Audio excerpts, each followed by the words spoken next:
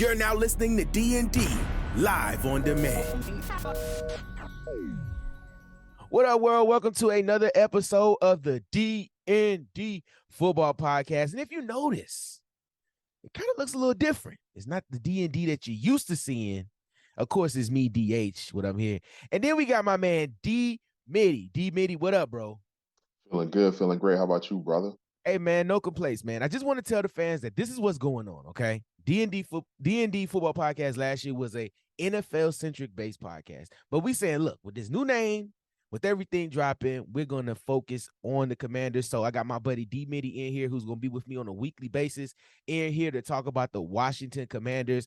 And it's only right that we have this first installment of whatever the Commander's name is going to be. I don't know what the name for this part of the podcast is going to be, but it's fitting that we're here the day before the game, and we're going to get in and we're going to chop it up and talk about the Commanders taking on the Jacksonville Jaguars at FedEx Field. Of course, you can always follow me at DH_MVJOR, which you see right there on the screen. And if you look, it's Dee Middy right there. That's his Twitter handle right there. It's DEE_MIDDY.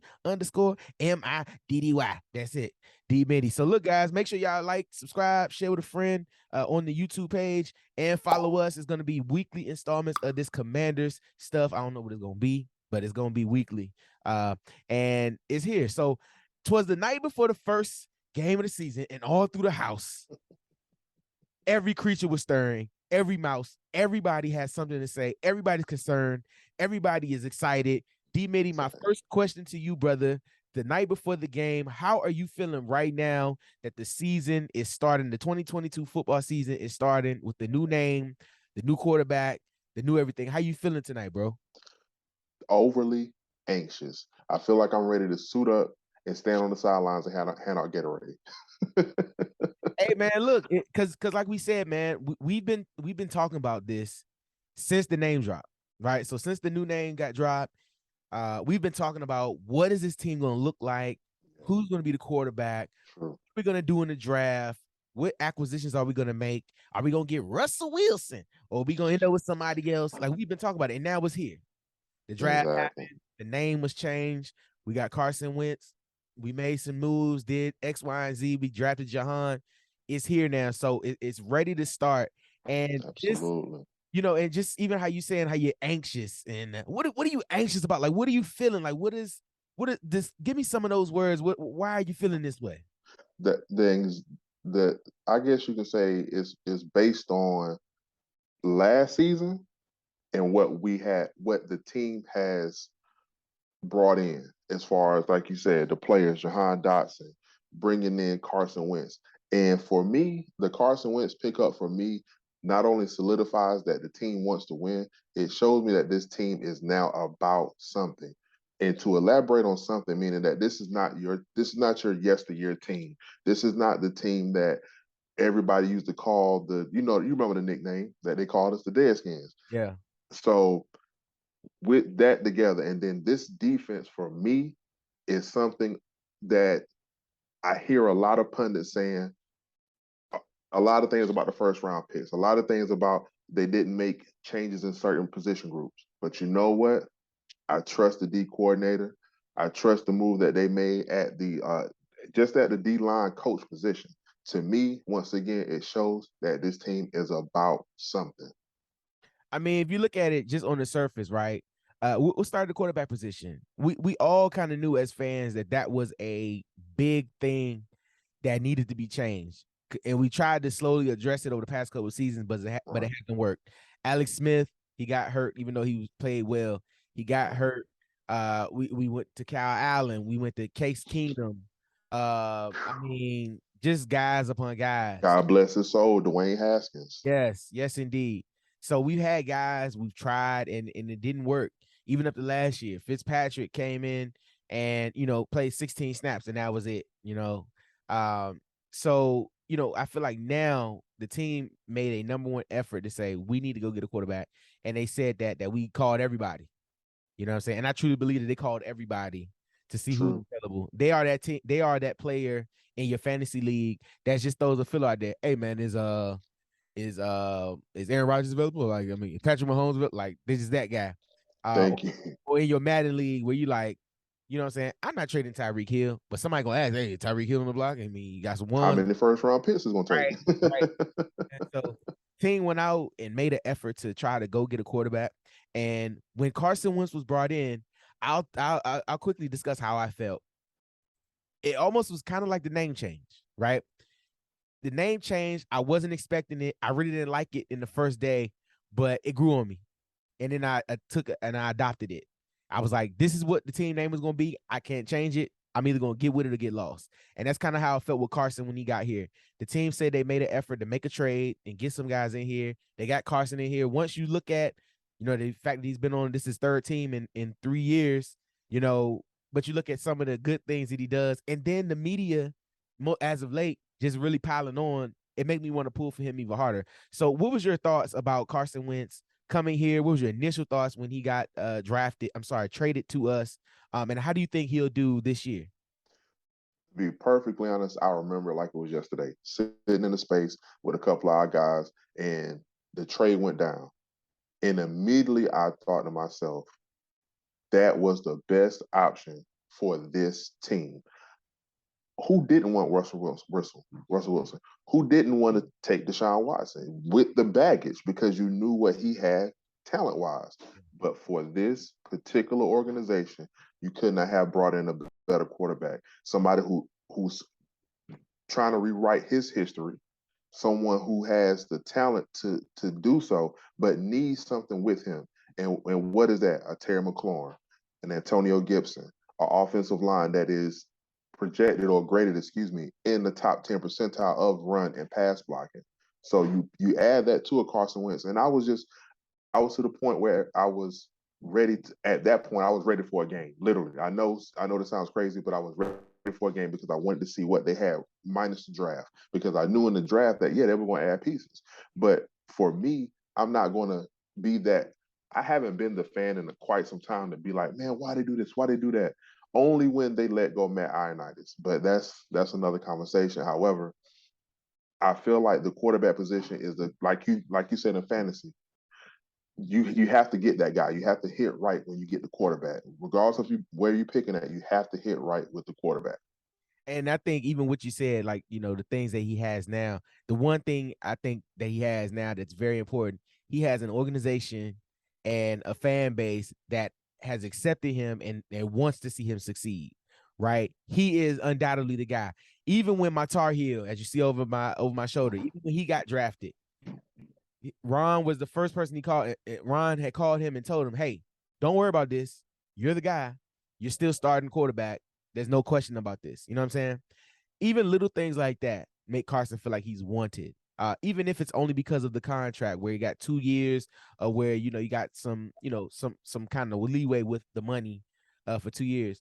But they have set a precedent and said, hey, you're our guy, regardless of what's going on. This is what we're going to do. Now, granted, when you look at how the quarterback landscape kind of shook out, he was the best of the rest. You know what I'm saying? Now, of course, I'm a Tar Heel, but I didn't want Mitch Trubisky. I think as a bridge quarterback, Carson Wentz has better upside in my opinion. I mean, he had an MVP like season early in his career. He helped the Eagles get to the Super Bowl, even though he wasn't able to play in the playoffs towards the end of that season.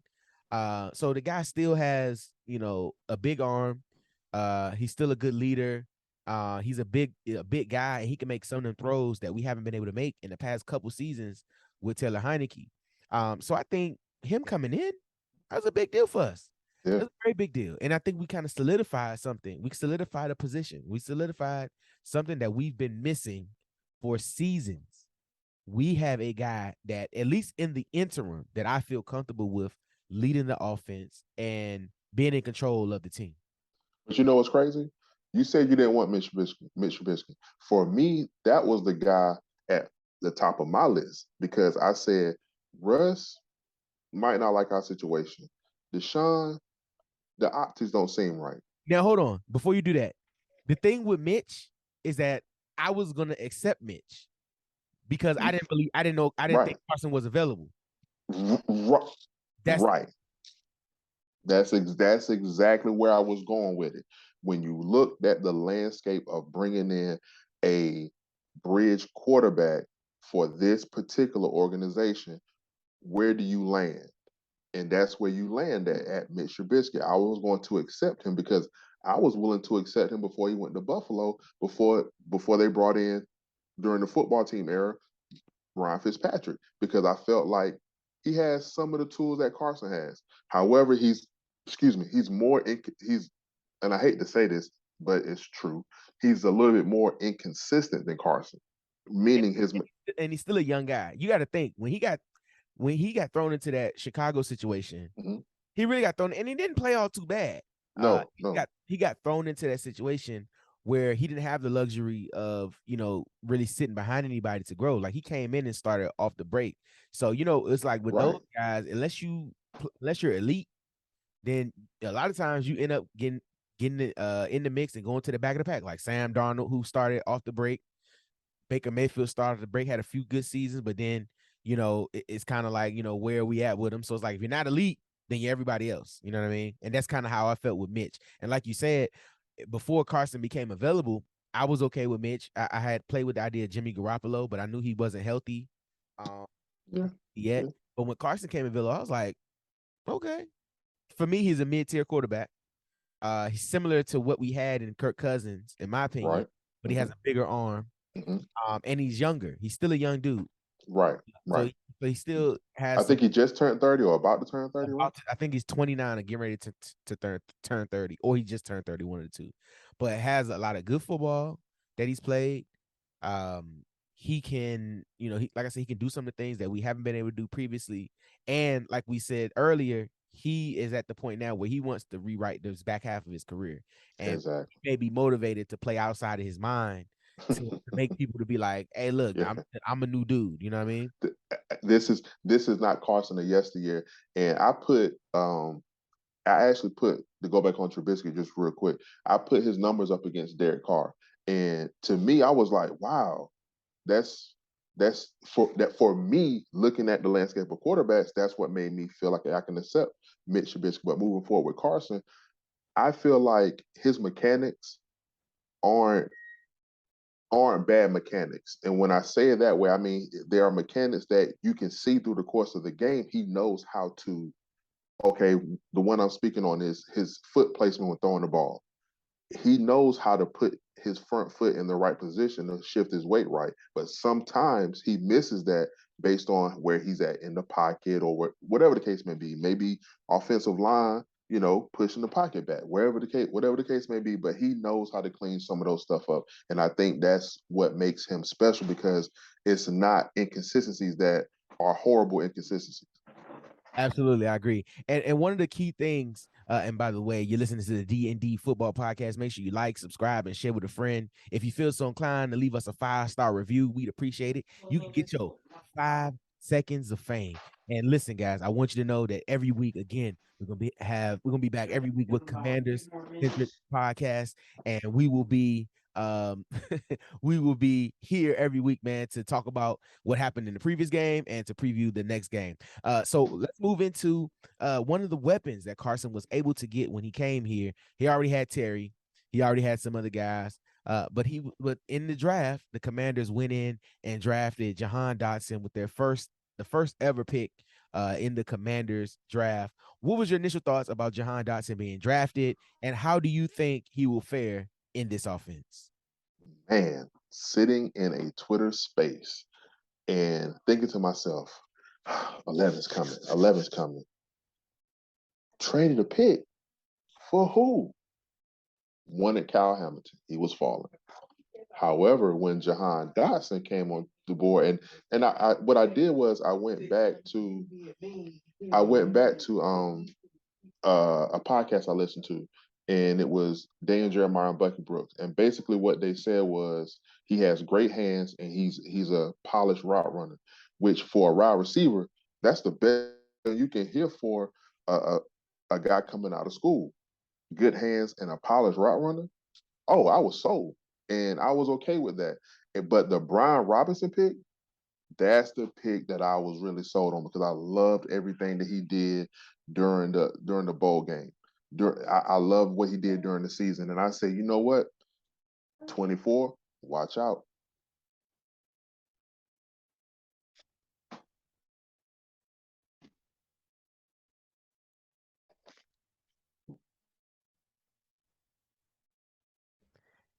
Of course, I was on mute. Uh, so, no, hey man, we live. You know what happens. So, uh, it looks like with this draft, these first couple picks kind of address the offensive depth, which is something that we hadn't had in previous seasons. They wanted to get weapons to add to the receiver core and get another running back that can help challenge Antonio Gibson and give a different running style on the field. So I definitely look forward to seeing what Brian Robinson would do once he becomes healthy. Of course, that freak situation where he got shot, but I'm thankful that he's okay because that definitely had tragedy written all over it. And thankfully that he, nothing serious, nothing major happened to him in regards to his personal health. He still will be able to play football and be a good contributor to the squad. But but definitely they addressed those first in those first two rounds some guys that are from big programs who played in big games to come and contribute to this offense. I think Robinson will be a talented piece once he gets going. He'll be the change of pace, the downhill type of guy. You actually kind of saw in the preseason that he's very comfortable. He looks like, and that's the one thing those guys from Bama, they play big time football. They look comfortable when they get on the field. He's just a prototypical type guy. I'm gonna love to see what he can do. And Jahan, I was kind of curious as to how Jahan was gonna fit in with this offense because he does remind me a lot of Terry McLaurin. And I think in previous seasons when they drafted Terry McLaurin in the third round, I think Ron and them could have saw Jahan and be like, you know what, a guy like this ain't gonna be there later on.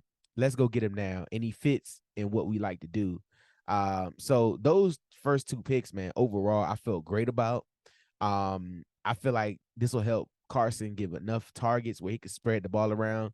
You get different packages with Robinson and Dotson, along with Samuel, Diami, Terry, and then AG, JD McKissick. You got some weapons out there. So I feel like they're gonna fit in very well with the guys this season. What you think about that? Man, I think you hit it like right on the head. And to just elaborate on that, when you look at how the offense looked last year, and when McKissick missed, I think a couple of plays or even a game, and then AG had his inconsistencies with fumbling, you said to yourself, what do they need? Maybe another back. Terry needs somebody to take the pressure off of him. And you have a Jahan Dotson coming in that does that, and the Brian Robinson that does that.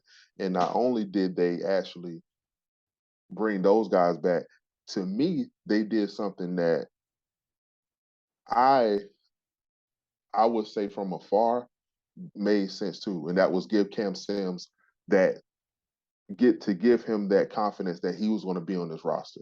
And to me, giving him that confidence, and then not only doing that by bringing in uh, two tight ends with three actually, Armani Rogers, Cole Turner, and I forget the other kid's name. And they bring these guys in and say, you know what? Let's bring security blankets for Carson, and that made perfect sense because not only is Carson can he be an accurate passer, he's an accurate passer in the between the hashes, which who does better work in that area?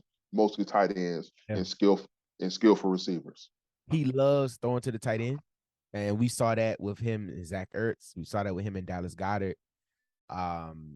So like you said, we're giving him many opportunities. And I think this is why the team is on board with Carson because, like we said, we feel like he's motivated and we feel like we got skilled guys that can help him continue to be motivated.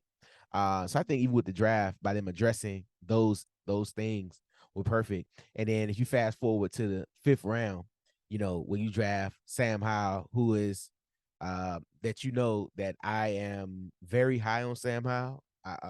Even if you listen to previous episodes of this podcast, I've been high on Sam Howell.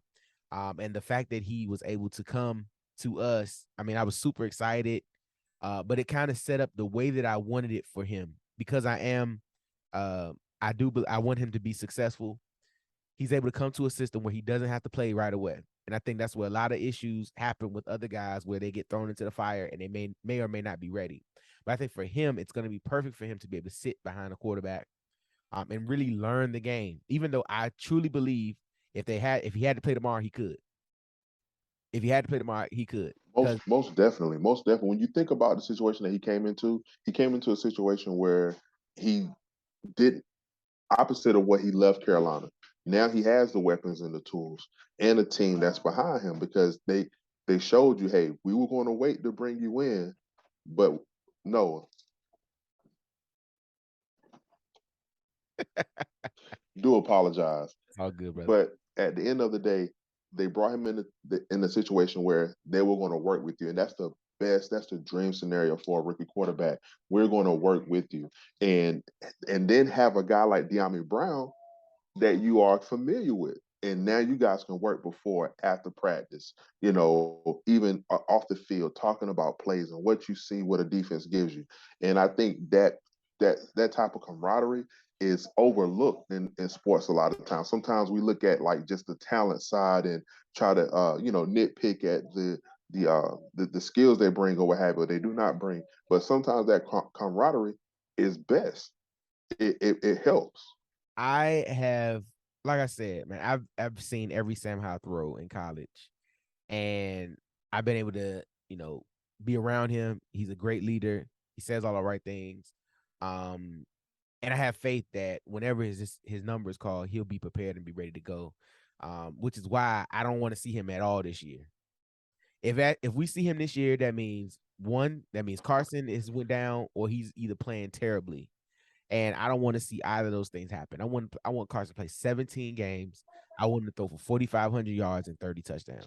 And I want us to be successful. I want him to rewrite his history and be that new guy for our squad. And another thing too, I don't want to see him surpass Heineke on the depth chart because I respect the fact that Heineke showed us in a full season that yes, he might not be your number one starter, but he is a great plug and play guy when you need him as a backup quarterback. And I would love for him to stay in that position as long as he can because he's going to earn his keep that way. And not only that, you want to see Sam get the cerebral part of the game right because we know he has the physical tools. Like you said, you've seen every throw, and he can make a lot of those throws. When it comes to being a quarterback, we want to see him get the mental aspect of the game right and work before and after practice and show that he really wants to be the long-standing quarterback and not just come in and come in when it's an injury or something like that. We want to see Carson. We want to see him throw, like you said, 30 touchdowns, 4,500 yards. Absolutely. Now, to those players that they're gonna catch those 4,500 yards, the one key guy was Terry McLaurin. Now, were you concerned at all that Terry would not be back, or Terry would hold out, or they would trade Terry when he was trying to get a new deal this summer? Not at all. Not at all. I felt like the main thing that this organization and Terry McLaurin wanted to prove was that he was going to get every dollar he deserved. I never at one point wavered and thought that man maybe he'll go right up the road to Baltimore. They need a receiver, or maybe he'll go back home to Indianapolis and that's where he wants to be. At no point did I really feel that way. I felt like they're going to pay him because not only did they show that before the contract signing, they showed it with the rebranding. So they put him as a part of the face of the team, along with the John Allen and your second round pick from 2020 and Chase Young. So to me, never wavered. Yeah, and that's the thing, man. You can kind of tell. I mean, we've seen it every day. We're posting in spaces on Twitter that fans get super antsy, and fans just believe that if something doesn't happen in that moment, that it'll never happen. And we literally would field opinions that would say, they're trading Terry, or if he don't sign today, it's not like him to not be at camp. If he don't sign today, he's unhappy or disgruntled and this, that, and the third. And I love the fact that our coach Ron always debunked all those myths. We want him here. And a lot of times, people don't like when coaches are truly transparent, but I love it. I love Love it it. from Love it. especially in times where all the questions were there and the media was creating rumors and things were swirling. He came out and said, "Hey, we're working on a deal. We want Terry to be here. So y'all don't trip. Don't worry. Like he's gonna be here." And even with that, bro, people were still like, oh, he's just blowing smoke or he deflecting or this. Like, okay, if it was Bill Belichick, then maybe. But Ron has essentially came out and showed you his true colors, bro. He's like, this is who I am. This is how I feel. And then when it happens, people are like, oh, okay. But he'll say how he feel, and people still be like, well, maybe he's deflecting. That don't mean. I'm like, bro, he's been nothing but honest. And the whole front office has been honest. Even with Jason Wright, we're making some of these business decisions. Martin Mayhew, Martin Mayhew kind of keep his cards to himself a little bit. We seen in some of those commanders joints. But I mean, our front office and our staff has kind of been transparent. And moving into that, how do you think the transparency with the rebrand, with some of these decisions, how do you think that either helped or created more angst with the fan base? What did that do for you specifically with how they handled everything this offseason? For me, and just speaking to other people, other peers of the fan base, for me personally, it felt like not only do we have a professional team going, because and that word means something, because before we understood it, a lot of things weren't going on professionally. A lot of things were being looked over, and it showed me that the owner and the people that he put in place wanted to bring the fan base back to where it was. And to me, that made me believe I'm rooting for an actual organization now. I had to take the stones when we were losing. I had to take the rainy days when we were losing with, other fans like, oh, you're a fan of this team, you're a fan of that team. Yeah, you think about like, man, it's like we're losing on and off the field, but now we're winning off the field.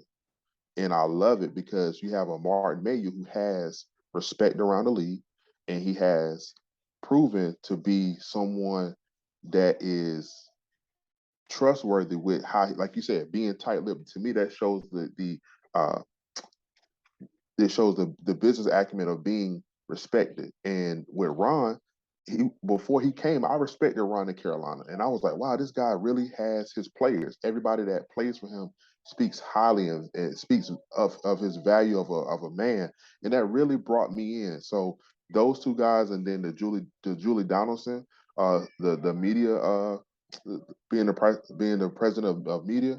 I was like, man, that is a good move, because not only is that a woman in place, that is a well-respected woman in place. Yeah, and the team has done a lot of things this offseason to kind of debunk some of those myths and change those narratives of how the previous regime did things. And of course, one thing hasn't changed, and that's Dan. And I don't believe that'll change, but we'll say that for another day. Talk about that because we talked about it ad nauseum. But I think the front office and the organization has done a better job than previous years to kind of be transparent, kind of bring the fans in on some of these decisions, especially the non-football decisions, and kind of try to bring more life and more energy back into the fan base when they could see that's what had been missing. They're challenging a lot of these media members who previously would create stuff and try to spin things in those directions. They are doing a better job, in my opinion, of really trying to bring the fun back in football. Because like you said, man, we had so many years where we haven't been good, and it hasn't been exciting to watch. And just now, like I think the buzz is just ridiculous this offseason with the new name. And I mean, you got to think, even the buzz before those preseason games, man, it was just, I mean, we want to see the jerseys in person. We want to, see how Carson is going to look. We want to see Jahan. Like, it's just a lot, man. It's just so exciting, bro. Like you said, bro, I'm nervous. I'm going to the game tomorrow, and I'm just like, man, all right, how are we gonna do? Like you said, bro, I feel like I could play tomorrow. So for you, Not on this leg, but I feel like I could play.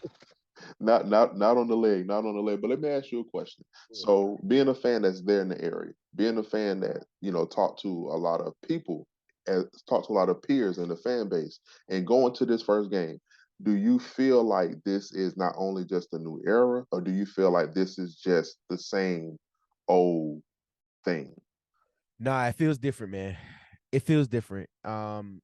Granted, so previously, I mean, I would go to like 2 or 3 games a year, maybe if I felt like going, if we played decent, because like I said, bro, I've been afforded to be able to have the comforts of a pretty sweet man cave down here. So literally, every game I want to watch, I can watch it. Nice big TV. The drinks are free here. There's no line in the bathroom. I don't have to pay, $30 for chicken strips. Like I truly can have what I want here.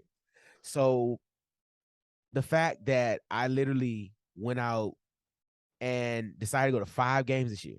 I'm going to the first 5 games this year. I don't have season tickets. I actually thought about it this year, but I didn't because I said I'm gonna wait and see how they do, and then next year I'll go all in.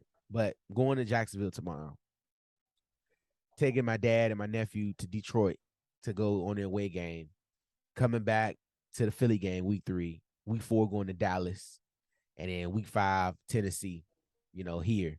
And if I look back, I was like, bro, I'm really feeling this team right now. I done showed out a lot of money, to do this and set this up, and I'm getting back into wanting to have those experiences. I'm getting back. The name change, everything reinvigorated me to be like, well, if something's gonna happen, I want to be there to see it. I want to be a part of it.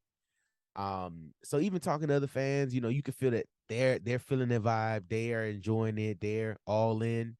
The team just has to do their part. If they start winning, telling you, bro. Enough said. Enough said. And then you said you're going to 5 games, and for me, that look not trying to go far ahead, but also trying to kind of bring in a question. So for me, around February, I was so anxious to see this new name roll out, right?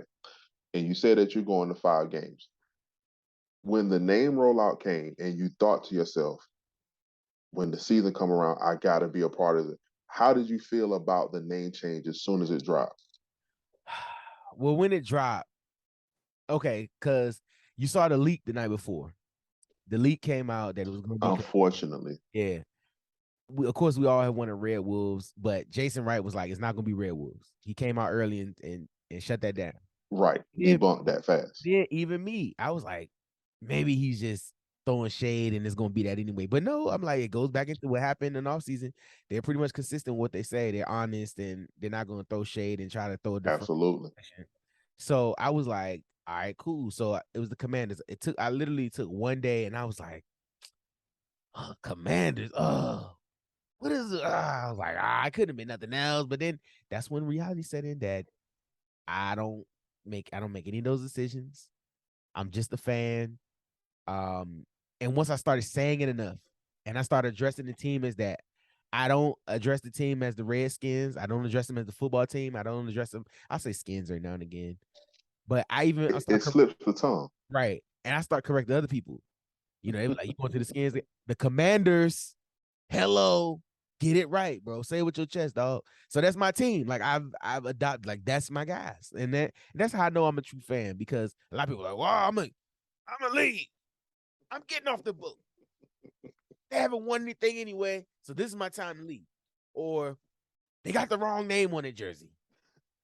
It's not the right burgundy.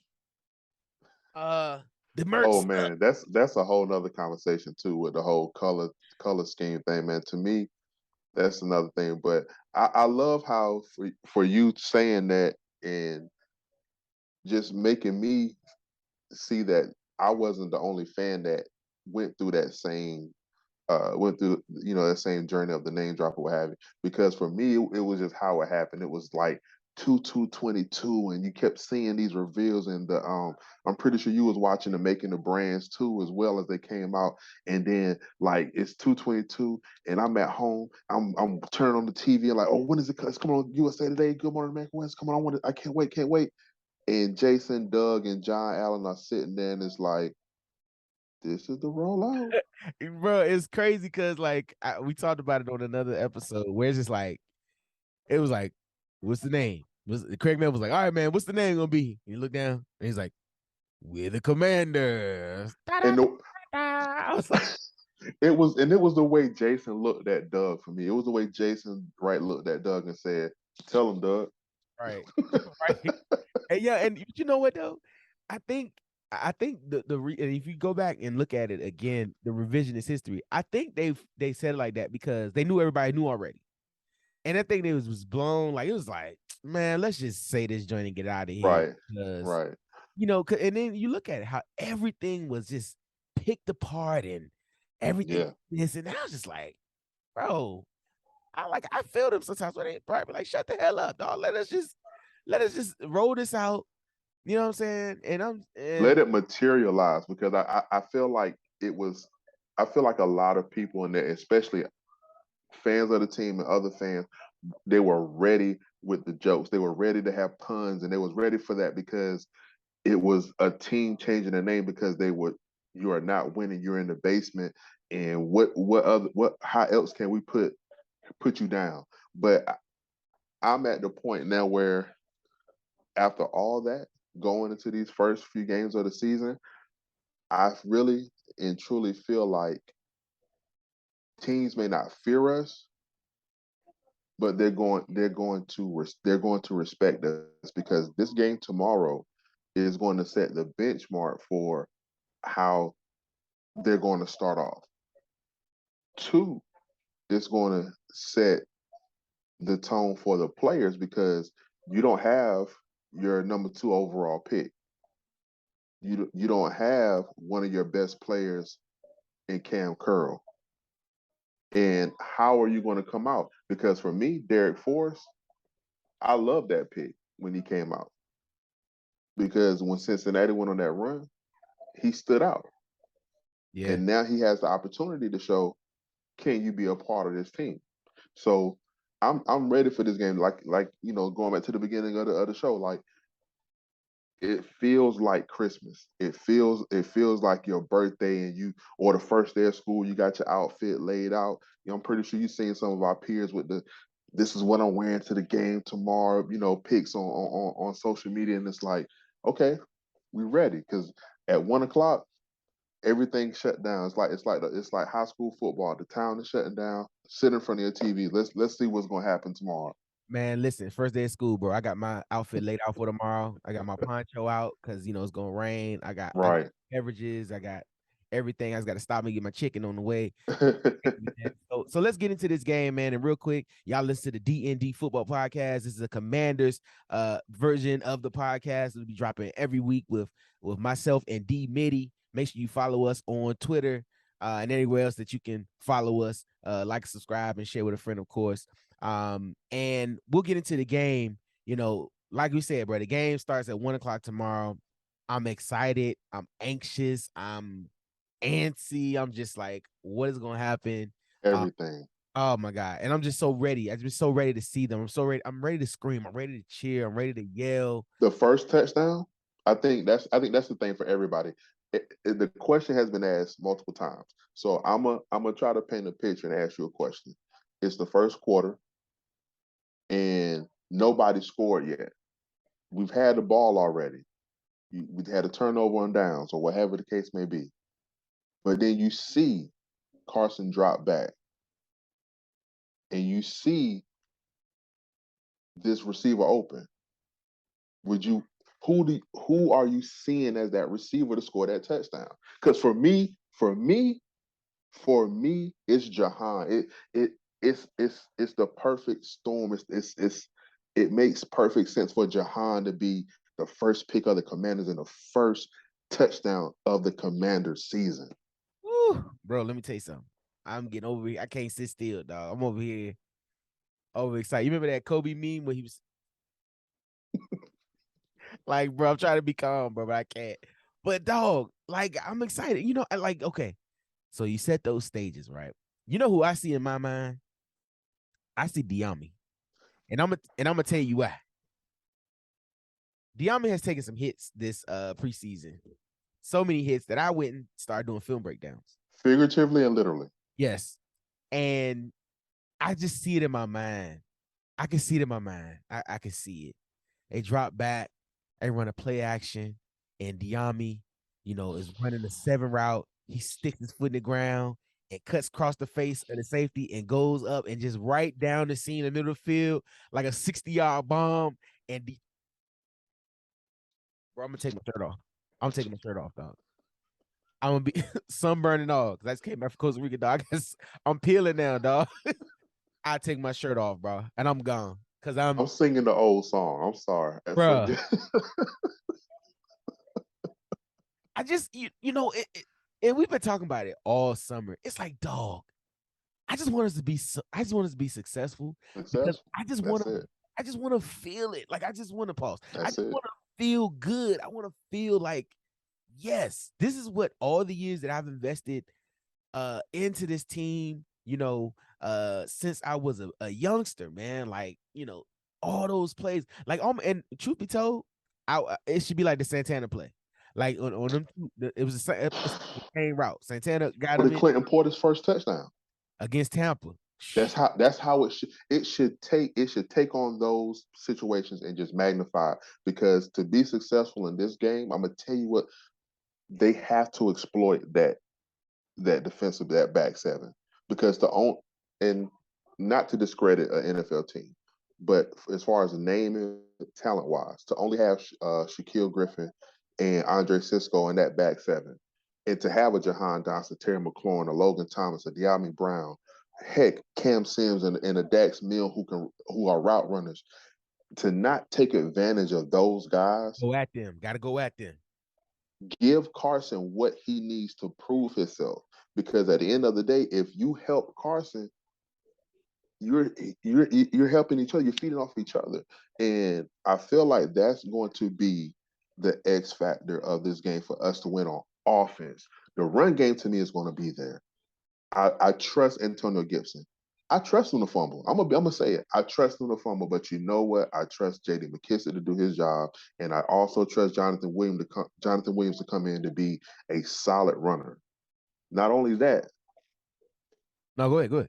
not only that, with the running backs, I trust Logan Thomas, and he is scheduled to play. If I trust 85% Logan Thomas. Yes, because he's proven that he's been a key to this team, and he's healthy again.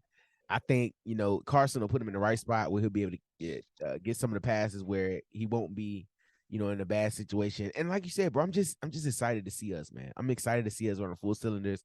I'm excited to see the playbook finally opened up, see what Carson can do. And Carson is gonna have, in my opinion, because of the arm that he has, I need at least minimum of a shot a quarter, like a Oh shot, yeah. Oh a shot yeah. a Oh quarter. yeah. Oh yeah. I'm saying I'm gonna take it a step further. Once every series, Mm. because you think about it, right? Think about it like this.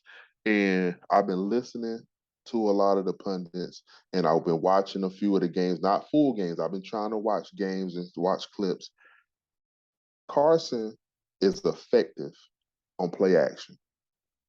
If Gibby and JD gives him what he needs as far as getting those 3 yard runs and 6 yard runs and setting up for good second and third downs, that play action.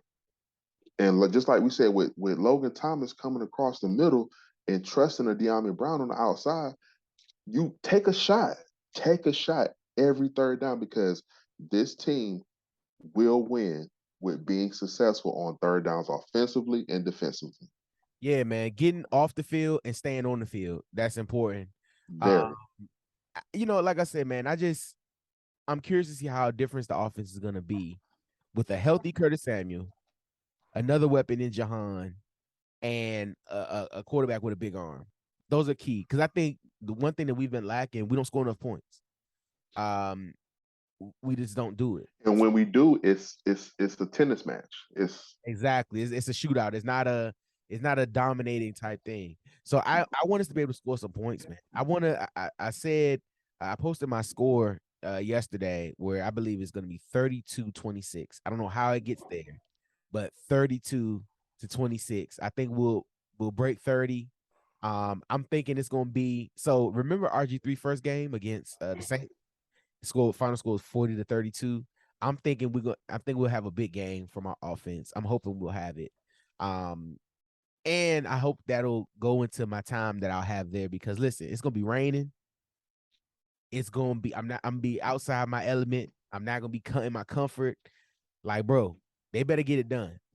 And even if they don't, I'm still gonna be there for the next 4 games. And I'm still gonna I haven't had a score prediction, and of course, well, no, I'm lying. I have one in a space, and I just did it just because of the conversation, just for the sake of conversation. you can But change that, because nobody, ain't none of us heard it, so you can change it. so I'm gonna stick to this one because I've been feeling it. I've been feeling that we're going to score. I've been feeling that this is not going to be your typical Washington football game.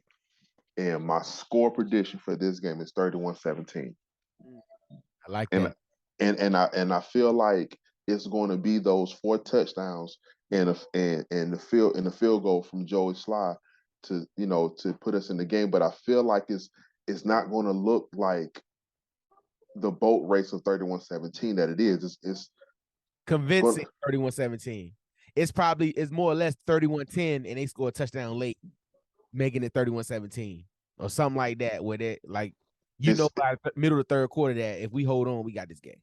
Where it's going to be one of those games, and I truly feel like it's going to be some rushing touchdowns too. I feel like Carson may just throw that first touchdown, but then after that it's going to be a Gibson touchdown, a McKissick touchdown, or I want to see an end around so bad. I think I'm the only fan that's been like, I want to see an end around from like Curtis Samuel so bad in the red zone or somewhere in that space where you see Norwell or Turner just Yeah. and it goes in, bro. I'm telling you, I can feel it. I don't know why I can feel that play happening so bad because I've seen Scott Turner call a few plays here and there, and it's just like that man got something on his sleeve. Yeah, I trust that playbook. I really do. I trust that playbook of Scott Turner. You know what? We could go out there and do all those things that we just talked about, or we can go out there and lay an egg. But regardless, we're gonna watch. Yes, And sir. here, and we'll be back next week, even to talk about it, and preview the next one. But we're gonna take it on home, man. Any final thoughts, Dee Middy, before we get out of here with this first week? I have to say this, man. My final thoughts on this, man. I truly enjoy this time, and I have to say that with what has transpired from February from 2/22 until September 10th, man, going into a September 11th, it's really been a pleasure to be a fan, to go through the highs and lows.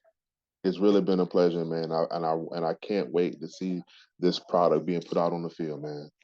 Well, I tell you this, guys. My final thoughts is this podcast is either gonna be fun or it's gonna be dreadful, but we're gonna do 17 of them. and then hopefully we'll do a couple more with some playoffs.